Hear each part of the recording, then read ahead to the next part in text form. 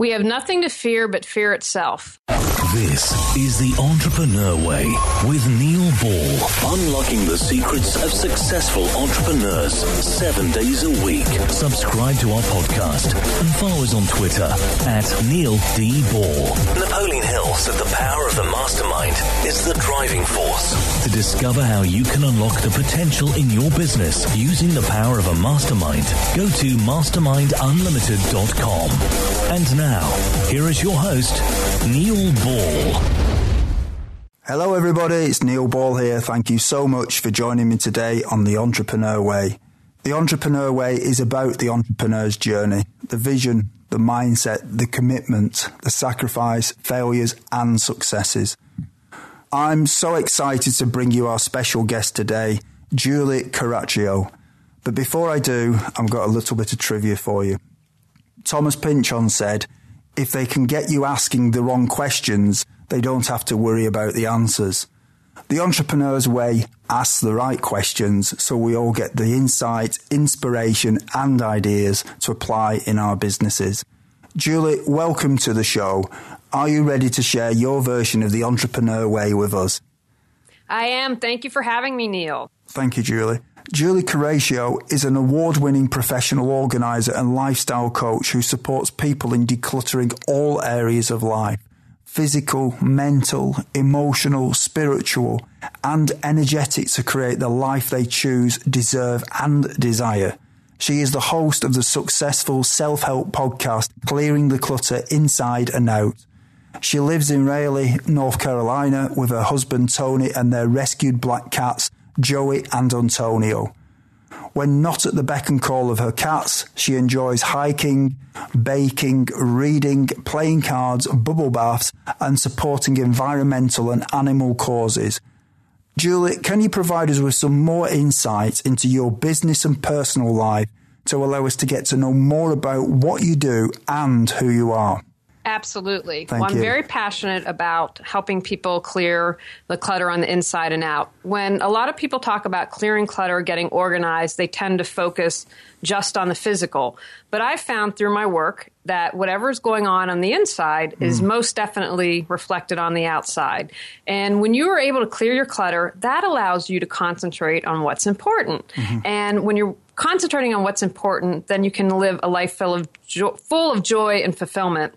And that really gets me excited because when we're coming from joy and fulfillment, we can share our gifts with the world. Wouldn't it be this amazing world to have all these people who are happy and doing what they love? We would, society would look completely different than it does now. And I love it because no client is the same. And so that keeps me on my toes and I get to support people in a variety of ways. And I started my business because I was in a really awful job and I thought, well, what could I do that I'd enjoy, but that I could also be good with? And as I thought about it, I thought, organization, because I know when I'm organized and don't have a cluttered life, then I can focus and do what I choose to do. Okay. Julie, can you just talk a little bit more about what you do? Because I'm fascinated with what you do. So can you talk about the benefits for somebody on a personal level of what you do and then also on a business level of what you do? Sure. So I help people clear clutter and get organized through professional organizing. And even though that's the physical part, all the other stuff comes up as well. And so I'll give you an example. Here's a good story for a personal something to help a client. So I do that also through physical organizing and life coaching. And I've also created a Declutter Your Life course. And I have organizing videos. If people are really motivated and do-it-yourselfers, I have products to help them. So I was working with someone and we had a stack probably 2 or 3 feet high of paper. And I said, okay, what's going on here? And she said, those are articles that I'm going to send to people. If you see something in the newspaper or magazine and made a clipping. And I said, okay, well, how long have we had this stack? 2 to 3 years. So as we talked more, because I believe we all have the answers inside. And so I view my job as to support you in figuring out what's going on and to be able to release it. And so as we talked, she made the connection. She said, I'm afraid if I don't send people notes and clippings that they're not going to love me anymore. As soon as she was able to voice that and have that crystal clear realization, we were able to recycle the entire stack because she knew that wasn't true. People weren't going to stop loving her if she didn't send them something in the mail every so often. And so it's about digging deeper and finding out what's important. And so that's just, again, even though that's a personal thing, that affects you in business, because if you've cleared the clutter in your home, it's going to get you out on the door on time. But here's an example from a business perspective. So I was asked by someone, they said, will you fill in for me? I'm unable to do this speech. So I was like, absolutely. So I contacted the person, and, it's interesting because you sometimes can't tell via email what the person is feeling. And sometimes that can cause problems because you misjudge that. So she said, absolutely not. I already found a replacement because she double booked me. And so I ended up contacting her and saying, hey, is there something that we can work on here? Because she didn't have a system. She didn't have a calendar system that was disorganized and full of clutter. And so she double booked herself. Now, the reality is that woman will probably never hire her and probably never ask her to speak again. And, I can tell you numerous stories when people have been disorganized and have a desk where they can't find anything and they lose business as a result.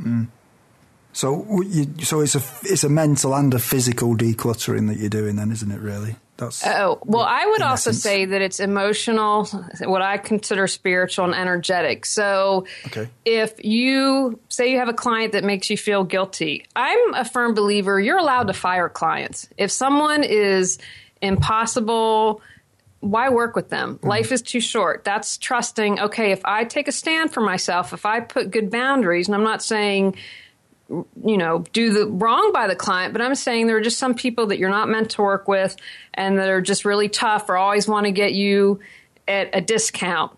Let those people go. But if you feel guilty, oh my gosh, that to me is emotional clutter. Oh, should I have said this? Or I can't believe I released that client and that was 5 months ago. Then that clutters your brain. And spiritual clutter, an example would be comparing yourself to someone. Oh, well, she's a better organizer than I am because she's been on TV. It doesn't make her better. She's just different. And so instead of wasting your time comparing yourself to someone else, what about yourself can you improve? And then finally, an example with energetic clutter.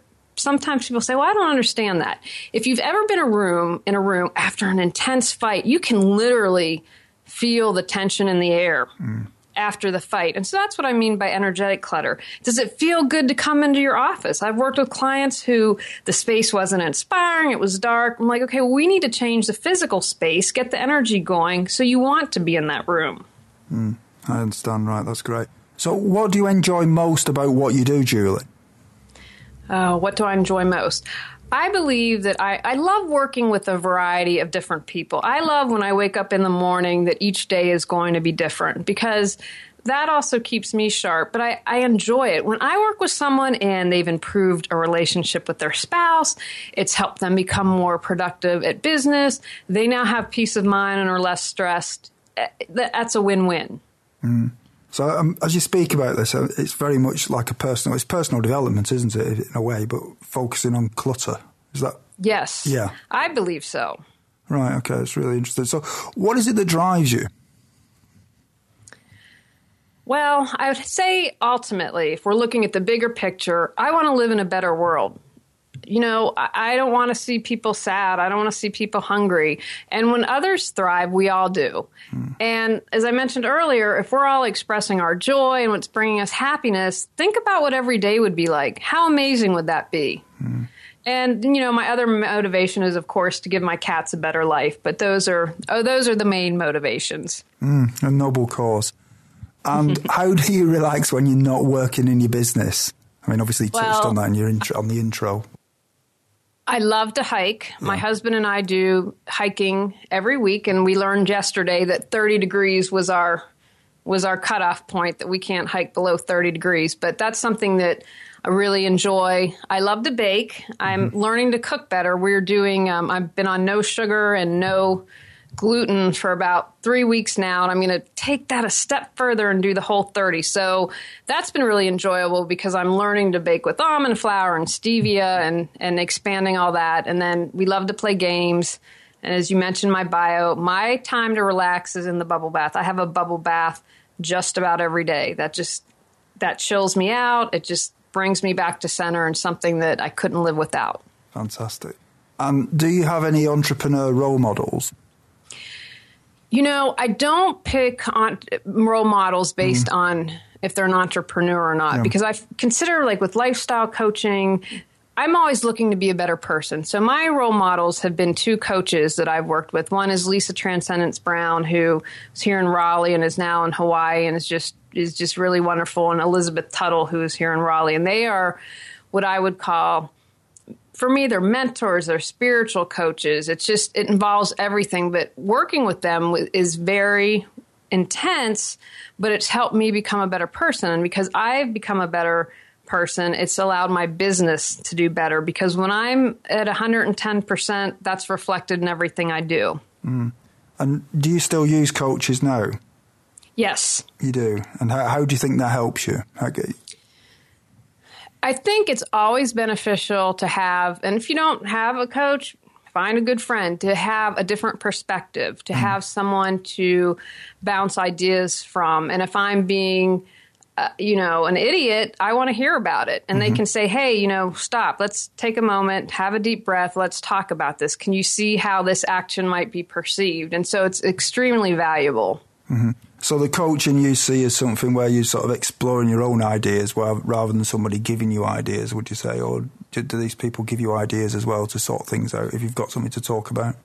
Oh, yes. And again, it's about, I want to be the best that I can be. And I can't be that. I need people who have that outside perspective to help me. And it's always beneficial. And the one thing I also would want to say is, it's very important to be authentic. And so if I learn something from them, I make it my own. Oh, you know what? I really like that. But how can I put the Julie twist on it so that it's mine? I'm just not copying from someone. I want it to come from me.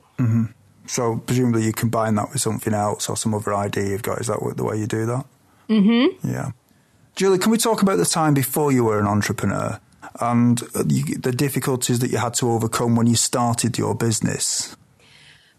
Well, I would say the first thing I'm grateful for this every day. I was in a horrible job. It was literally the worst job I'd ever been in my adult life, and I'd been working since I was 14. But I've learned to have gratitude from that, because if it hadn't have been so horrible, I don't know if I would have had the guts to start my own business. I applaud anyone who is an entrepreneur, who's out there doing it, because it's not easy. And my attitude at the time was, you know what? It can't be any worse than I'm doing now. I was fortunate that my business, and at the time I was just doing professional organizing before I expanded to coaching and creating products, but I had relatively low startup costs. I wasn't a brick and mortar place. Yeah. And so what I did is I knew fairly early on that I was going to quit this job, but I said I'm going to be smart about it. And so I planned. So for instance, I got my website up. I did my LLC and all of those types of things while I was still at my job. The biggest challenge I found early on was getting clients. In my particular area, there are lots of professional organizers, and it was important to find my niche, which I did fairly early in my business, but that's something I didn't know prior to starting the business and getting out there. And, I learned just because you have a website up doesn't mean that people are going to call. No, you do have to get traffic to it, don't you? And it's like having a shop. If you could have a shop in the middle of a field, no one knows it's there. No one's going to come to it. So, yeah, you've got to market it. Did you have any doubts that delayed you starting your business? I didn't. I was exhausted from the job I was in. And so really, again, that removed all fear and doubt. Now, that isn't to say that I didn't have fears and doubts later on, but not at the very beginning. Okay. And what mistakes did you make that slowed your journey? I would say the biggest mistake was I didn't hire people when I should have. When you're an entrepreneur, especially I'm a solopreneur, I might expand. I haven't decided on that, but right now it's me. So I have to wear hats. I have to be the marketer. I have to be the social media person. I have to be the finance person. And so you've got to do all these things. And sometimes when you're starting off, there are budget constraints. I mean, you need to be realistic. But I think wisdom allows you to know when you need to hire someone. I recently had my website redone, and it was worth every dime to have someone who knows design do it. I could have never visualized what they did. And the other thought the mistake that I made is I also would have started networking for my business before I quit my job. People do business with people they like. Yeah, absolutely. So you outsource design of your website. Is there anything else you outsource? I'm in the process of working on an e-commerce plan, and so I will be outsourcing that. And then I also a little bit of some marketing help as well. Okay, because it's obviously, as you say, you can't know everything ultimately when you run a business, so it's obviously good to get other people's skills involved. Julie, what are some of the things that you did before you started your business that would be helpful tips to some of the listeners who haven't yet taken the step of the entrepreneur's way or the first step of it? I would consider myself a very interesting mix of type A and spirituality. I can be very left brain. I can be very right brain. Okay. But I'm a firm believer in following your intuition and honoring what your soul chooses to do. I did as much stuff as possible before launching my business, meaning quitting the job, having that income, but trusting my gut. I think that is, you'll never go wrong with that. The other thing that I would say, and I tell my clients this all the time, to keep from feeling overwhelmed, break it down into manageable steps. Do one thing daily for your business. You won't be overwhelmed, but you are going to be moving towards that goal. And as I mentioned earlier, before I quit, my website was up, my legal paperwork was registered, and I had joined the professional organization, the national group, to become a member of that. So there were things that I did prior to doing that. And then, for some people, they might not feel comfortable until they've gotten a couple clients, but at some point, you're going to have to make that jump and quit the safety net and just go for it. You sound like you're quite decisive, and you took that step by the sounds of what you've said up to now. So, but for some people, it's obviously difficult making that decision because maybe they don't want to let go, or fear or something holds them back. I don't know, but there's definitely something that makes it difficult for some people, and yet other people seem to find it quite easily happens, which obviously you have here. Julie, can we talk about the journey itself of when you became an entrepreneur? And can you talk about culture and the importance of culture in your business from the beginning, which obviously as you develop your business, it will be something that you need to think about as well. So what are your thoughts on that? First of all, I love that question. I was like, I've never been asked that before. So I really appreciated that. I would say yes. I think you need to set the tone of how you want your business to be. You cannot separate the personal from the professional. I think when you try to do that you do a disservice to yourself, and then that's going to cause you problems. When I first started my business, it was healing through organization, which right off the bat gives you a feel for my business just based on the name alone. I was the first person in North Carolina to specialize in being green and doing eco-organization. People told me I'd be dead in the water. I said, no one's going to hire you because of that. Not only was it successful, but I also won awards for it because I was thinking differently. And I honored, this is who I am as a person. I'm passionate about the environment. I need to bring that into business. And my brother's also an entrepreneur. 2 out of 3 of us are. And in his business, so he has a brick and mortar business, and I think he has about 10 employees. They have a pool table, they have dishes of candy, the dogs JJ and Coco come to work. He works hard and expects it of his employees, but he also creates a fun environment. And even if you aren't a brick and mortar, you're like me, how you are in your culture, you're going to call in consultants that are like that. And you want people who are on the same page as you are, have the same energy as you are, even if they're not full-time employees. Absolutely. In fact, one thing you said there about advice from other people, I think that's something that people have to be very careful of in business, because there are lots of people who will give advice when they're not in a position to really advise you. And sometimes you can't get advice because you just might have a vision of something, of what you're trying to do that no one else has thought of, or no one else has come across that you know. And you've just got to pursue your dream. You can't let other people sort of try and steal that dream from you, because it's not their dream, it's your dream, and you've got to just pursue it. And that's interesting you say that. So thank you for that. Next thing I want to know is, knowing what you know now, is there anything that if you'd known it when you started out would have helped you to shortcut the learning curve?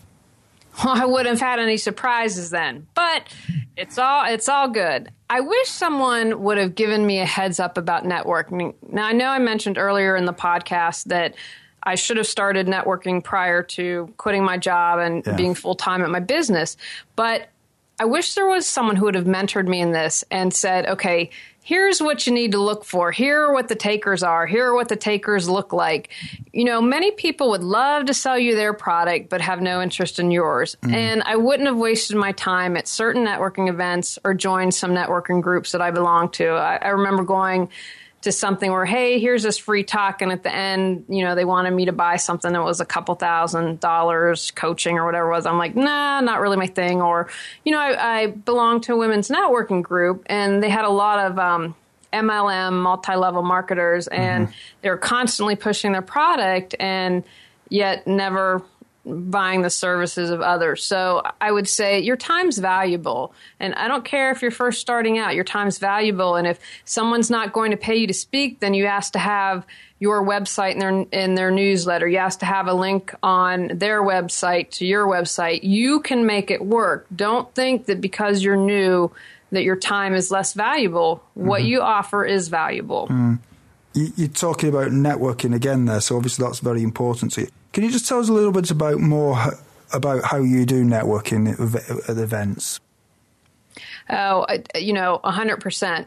I really have the left and brain thing going on, but I believe your intuition is there for a reason. And, you know, you a few minutes ago mentioned sometimes you have this vision and you just have to listen to this, and other people can't offer you advice. That's when you really need to double down and be like, okay, I have to trust this. I have to go for it. I've done crazy things. I heard a couple years ago, okay, you need to, I was doing the internet TV, but like, you need to pitch this show to this person. I was like, okay. So I did it. It was crazy. It was nuts. Nothing's come of it, but that doesn't mean a year down the road that something will come of it. And especially the more nuttier it sounds, then I think you need to definitely trust your intuition then. And I have gotten in trouble when I have not followed it, both personally and professionally. So I'm a firm believer in it. But with networking, what I was really getting at was with networking, how do you, when you go to these events and you go to them, and obviously there's people there that are takers and there's people that are givers at networking events, as you mentioned before. And I was just curious, do you have a particular way of networking with people? Is there anything you do that's unusual or different to the people who are the takers, for example? Oh, great question. I would say, first of all, the first thing to do is that I've learned to do is I'm very selective of where I go to network. Here in Raleigh, where I live, there are tons of opportunities. So I look, okay, do I know everyone there? Probably not going to go. Okay, new people, a lot of people I don't know. What's around it? Is it where it's going to be casual and we're going to be talking, enjoying hors d'oeuvres, or is it a sit-down lunch? What is it? And then I try to get a sense, okay, who are the types of people here? I have found that the people that I gel with best tend to have some type of spiritual view or some type of belief or are open to it. They don't discount it. I'm thinking of another organizer that I talk. She's really great, but she is corporate. Her clients and her specialty is working with corporations, where I would be really happy, unhappy in a suit working in an environment. That's not who I am. So I try to get a feel for the people. Okay, let's look at their business. What's the name of their business? What are they doing? So that's the first thing to really get rid of a lot of the waste. And then when I go, I'm always happy. Okay, if I can meet 10 people and have a decent conversation, then I will have succeeded. And again, as you do it, you listen to your intuition. If someone's just me, I'm cutting that conversation off quickly and going to find someone else to network. And so, and if I, meet someone and have a good rapport, and then of course it's always really important follow up the next day. I've learned I take notes on the back of a business card. If they say something personal, are, have a son that's 7 and a daughter that's 5, and pizza's their favorite thing, then I might send, hey, did you know about this awesome pizza place in North Raleigh? Because people do business with people they like. And when you're listening and paying attention and being authentic, people respond positively to that. Mm. And do you introduce people that you've met at different occasions to sort of do business together? Do you do that type of thing as well? Oh, absolutely. Yeah. And I think I come from, I found personally, this has been my personal experience. I want to emphasize my personal experience. A lot of the organizers in this area, I feel, aren't on the same page as I am and, see it more as a competition. And it's not saying that, we all have to make a living. But I think when you come from a place of we all have our specialties, there's enough work out there for everyone, then you can honor that and make those connections and refer people. I love connecting people because you know what? That eventually comes back to you. What you put out in life, you get back. It doesn't matter what area it is. Mm-hmm. Okay. Thanks for that, Julie. And just going back to your gut feeling again, how much does it actually influence your decisions in your business? Oh, 100%. I am going to trust that over anything else. And I was just thinking my big resolution for 2016 is listen to your intuition and follow it. I can't tell you, and I should know by now. And, I angered someone. They wanted me they were releasing a book and they said, I want you to offer a giveaway. And I said, well, are they going to come to my site? Do they have to sign up? And they're like, no. And I said, well, thanks. I'm not going to do it. And they got upset. Now, when she first asked me, my intuition said, don't do this. But I said, I'll do it. But then afterwards, and I said, I was really honest. I said, I apologize. I didn't listen to my intuition, but this helps you. It doesn't help me if it's not driving traffic to the site. So that is my big thing, to not only hear it, but to honor it. Mm-hmm. Life is made of constant change, whether we like it or not. The only constant is change, or some people think it is. So, Julie, how do you try to keep up with change? Well, I think you have to, especially if you're going to be going into business for yourself. If your industry implodes, what's your backup plan? You have to be able to adapt. Look at a business like Blockbuster. Now, you're in the UK, so Blockbuster was a video company here. There was a Blockbuster on every corner. They're out of business. Yep. And they didn't change with the times. They didn't get with live streaming. They didn't do whatever, and they went out of business. Mm-hmm. I love organizing and decluttering, but I'm not getting any younger. So I've created products around organizing your life and decluttering your life, and will continue to move in that direction. Not only does it allow me to support more people, but also what I do best. So you have to be able to change and adapt. Yeah. And what is your favorite book on entrepreneurialism, business, personal development, leadership, or motivation? And can you tell us why you have chosen it? Sure. Well, this is very hard for me because, I love to read, but I'm going to talk about The 4 Agreements, which is a book by Don Miguel Ruiz. Okay. It's great advice for life. And as I said earlier, I don't believe you can separate the professional from the personal. Yeah. It's a very short read, but very powerful. The second agreement is don't take anything personally. It's not about you. What others do is about them, and how you react is all about you.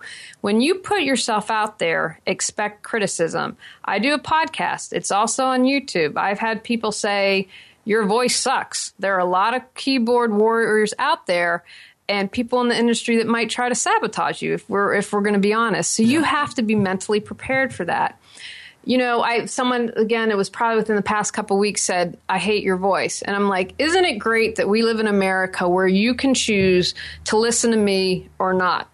And I wasn't, in the past, I would have been like, ugh. But I was like, you know what? I'm looking at the positive because I feel sorry for you. Because if your life consists of going on YouTube or writing a negative podcast review, what kind of life do you have? And if you're not out there giving it your all, making the world a better place, I feel sorry for you. But I said, okay, I'm not going to take this personally because whatever is going on. Now, not to say that I'm open to criticism or improving. I've done a lot with the podcast. Someone said, here are some suggestions. And I thought, you know what, those are really good. And that's going to take it to the next level. Mm-hmm. But things like this with people criticizing you, don't become mirrored in that. So when you talked about someone criticizing you there, were they your thoughts about it or did you actually respond? I believe in responding to every absolutely. But Oh, absolutely. Especially if someone criticizes you. I always think to myself, that would just be, I just wonder whether that's lowering myself to that level. That's the way I've thought about it in the past. So I'm curious to know why you think you should respond. Go on. Well, because if I consider it a negative comment, and I think if you don't respond to negative comments, then that you do yourself a disservice because, oh, look, they were afraid to respond to a negative comment. And, the thing I mentioned earlier, I was like, we live in America. Isn't it great that we have the choice to? That's not coming down to their level. That's trying, in my view, to raise them up. Okay, you have a choice to listen to me. And then I laughed because they wrote at the end how they wrote another comment, oh, this was really great, because they held on to the end. And so my thing is, I was like, don't take it personally. I'm not, but try to reflect at a higher level to someone. You made this choice to listen to it, and you obviously listened to it enough to write a criticism. So, but it's in the past have been like, oh no, they don't like me, or they're a jerk. And, so I don't do a combative response, but I think it's a disservice if you don't respond. And I respond to all comments, positive or negative. Interesting perspective. Everyone, when you have a busy life, listening to audiobooks is a great way to expand your knowledge in the time when you may be doing other things, such as driving or when you are at the gym. We have a special offer for you of a free audiobook of your choosing. To choose your free audiobook, go to www.freeaudiobookoffer.com. As long as you've not already signed up, then you will qualify. Julie, can we now look a little bit into the future and talk about a few things there?